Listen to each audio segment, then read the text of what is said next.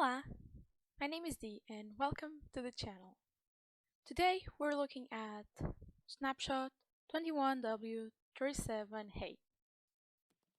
This is the first official snapshot for Minecraft 1.18 after a series of seven experimental snapshots. This one is called 21W37A because it was released in 2021, 37th week, and it's the first snapshot of this week, and also the last because usually there's only one snapshot per week. First, I'm gonna be talking about the things that were in the experimental snapshots and made it into this, because they were like not a certainty if they would actually made into the game once we first saw them there, but now they are here, so there's like more certainty that they're coming to the actual update.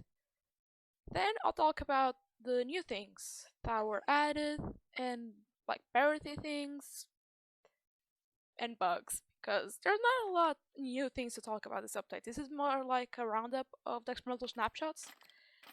Also, the deep dark is not included in the snapshots, not anything related to that. Will probably be seen in the weeks to come. This is more just like a roundup snapshot, as I said. So let's start. The first feature I want to talk about is the terrain itself. Now most biomes, except the swamp, can generate altitudes that didn't generate before.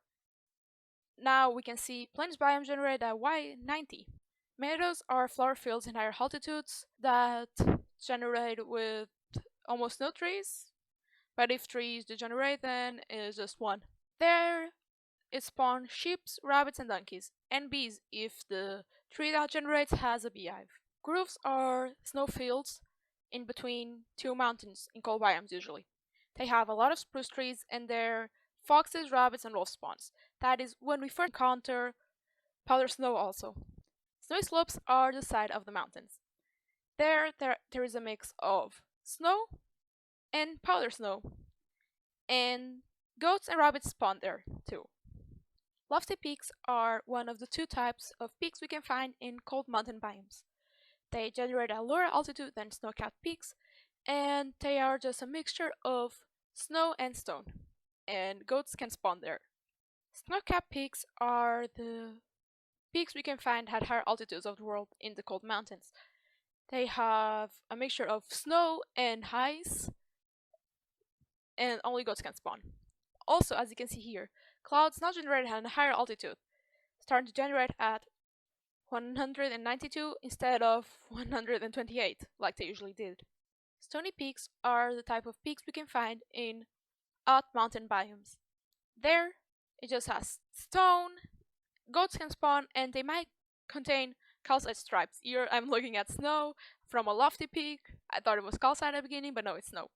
On the underground, we can find dripstone caves. They generate dripstone blocks and pointed dripstone, and they can also generate stalagmites and stalactites and columns of dripstone block.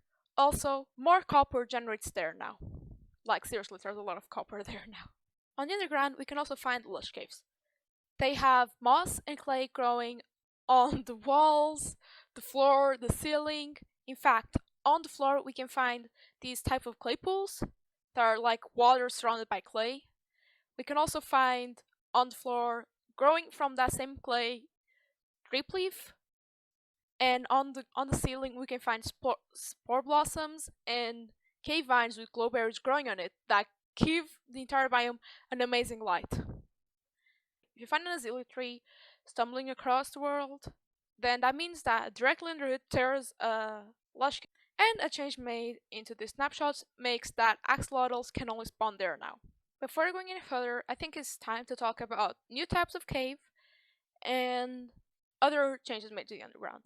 There's three types of noise cave now. There's a cheese that are like the open spaces with columns there. There's spaghetti caves that are long and thin, and there is the noodle caves that are the thinner and more claustrophobic cousin of spaghetti caves. Also, Now, dirt, andesite, granite, and diorite don't generate below y0, and they also generate in less frequent blobs above y0. Aquifers are a new addition to the underground as well. Below y0, they spawn as big bodies of water that connect multiple types of caves, and sometimes have downfalls towards them beautifully. And they also replace the need for ravines in oceans. As you go closer to bedrock, the aquifers start generating with lava in them and not water.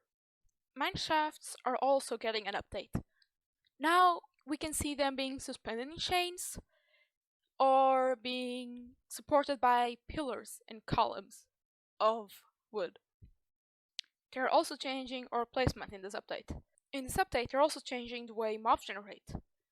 Now, hostile mobs, most of them, need a light level of 0 to spawn. For example, here you can see, now moving on to the new things. There is now a way of stopping vines to grow that doesn't involve string. If you guys see here, as I am putting down this new vine, I right click on the top of it and something happens, but we cannot see it.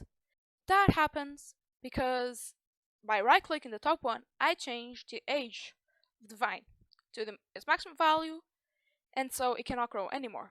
As you see here, the maximum age is 25, and for example, the other one already had a 25 one because it's assigned randomly unless I change the value with the shears now. And yeah, you can see me doing this on the other vines. I did it on the warped vines and on crimson vines, glowberries, and I can also do it on kelp. And now I'm changing the tick speed so you can see the vines that weren't sheared growing and the vines that were staying the exact same height.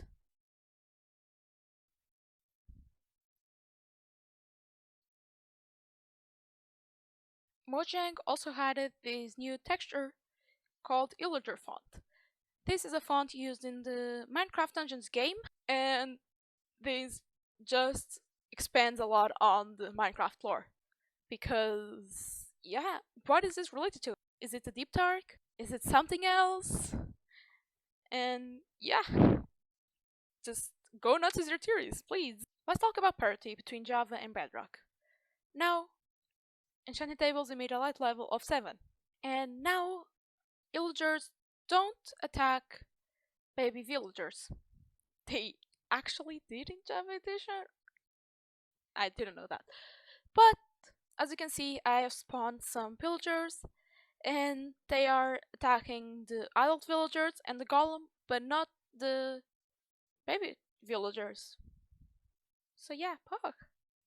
Now the terrain generates mostly equally in both Bedrock Edition and Java Edition.